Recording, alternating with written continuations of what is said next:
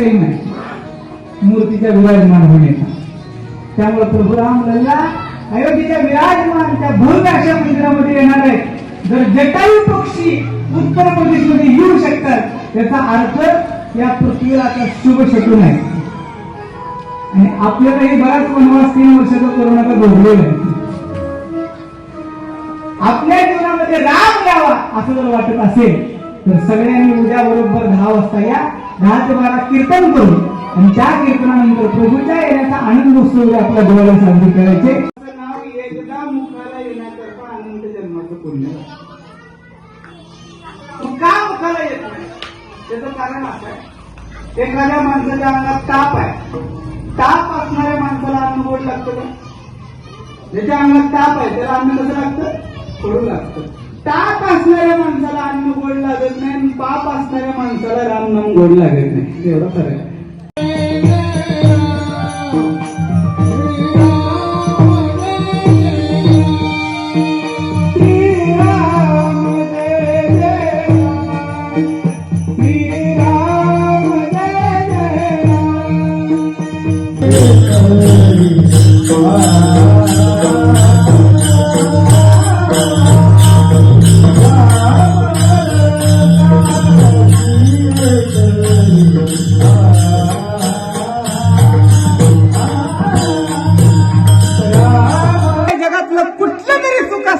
माझ्याशी काय घेणं देणं.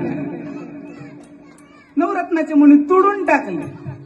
आई साहेब म्हणू लागल्या जर मनात राम नाही म्हणता हनुमंता तुमच्यात तर राम आहे का असं ज्यावेळेला विचारलं तर मरुद्रेने आमच्या छाती फाडून दाखवलं. आई साहेब